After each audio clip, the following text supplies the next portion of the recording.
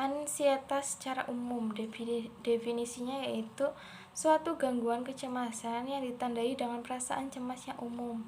Etiologi ada 3, pandangan psikoanalis, pandangan kognitif behavioral, perspektif biologis.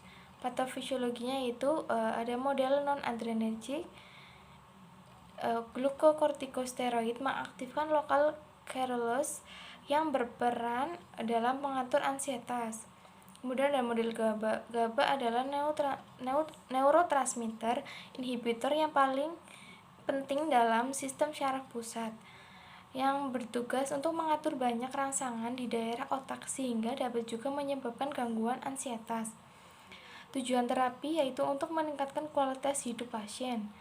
Farmakoterapinya itu ada first line, ada obat sertalin, duloxetin, paroxetin.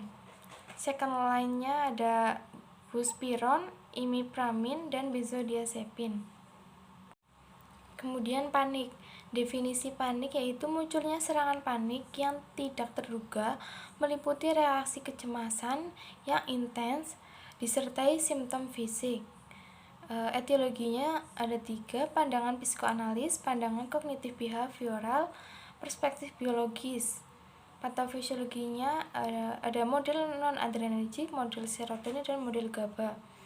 Tujuan terapinya untuk meningkatkan kualitas hidup pasien. Farmakoterapi yang pertama ada penanganan fisiologi seperti PCT yaitu panic control terapi. Selanjutnya ada farmakologi. First line-nya ada SSRI, venlafaxine. Second line-nya ada alprazolam dan clomipramine. Lalu kecemasan sosial, definisinya yaitu di mana seseorang merasa takut berlebihan berada di lingkungan sosial tanpa alasan yang jelas. Etiologinya ada pandangan psikoanalis, pandangan kognitif behavioral, dan perspektif biologis. Patofisiologinya ada model non-adrenergik, model serotonin, dan model GABA. Tujuan terapinya untuk meningkatkan kualitas hidup pasien. Farmakoterapi first line-nya ada sertalin, venlafaxine, dan fluvoxamine. Gangguan stres pasca traumatis, definisi reaksi maladaptif yang berkelanjutan terhadap suatu perjalanan traumatis. Etiologinya psikodinamika, biologis, kognitif, dan behavioral. Patofisiologi ada model non-adrenergik, model serotonin, dan model GABA. Tujuan terapi yang pertama untuk meningkatkan kualitas hidup pasien.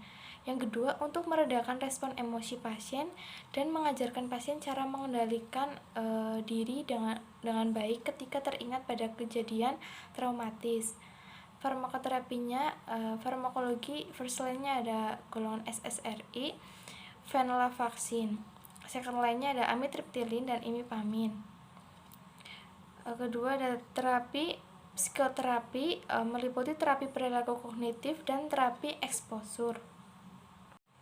Kemudian gangguan tidur. Definisi dari gangguan tidur atau biasa disebut dengan insomnia merupakan suatu gangguan tidur yang paling sering terjadi dan paling dikenal di masyarakat. Insomnia ialah kesulitan dalam memulai atau mempertahankan tidur. Etiologinya ada beberapa faktor, antara lain ada usia, jenis kelamin, kondisi medis dan psikiatri, serta faktor lingkungan dan sosial.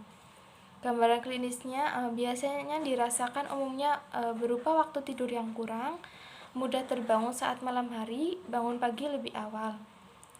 Patofisiologinya yaitu belum bisa dijelaskan secara pasti, tetapi insomnia dihubungkan dengan hipotesis peningkatan arousal. Hiperarousal merupakan keadaan yang ditandai dengan tingginya tingkat kesiagaan yang merupakan respon terhadap situasi spesifik seperti lingkungan tidur. Lalu ada farmakoterapi. Yang pertama terapi farmakologi. Ada golongan benzodiazepin seperti flurazepam, nitrazepam.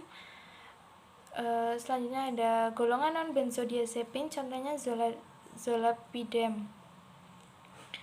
Ada juga terapi non farmakologi, meliputi pertama teknik deconditoring.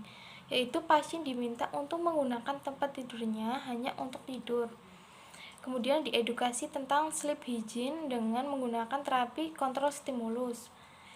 Kemudian ada terapi kognitif. Pasien insomnia sering memiliki pikiran dan kepercayaan yang negatif tentang kondisi mereka. Terapi ini membantu pasien dalam menangani pemikiran dan kepercayaan mereka. Lalu ada terapi pembatasan tidur.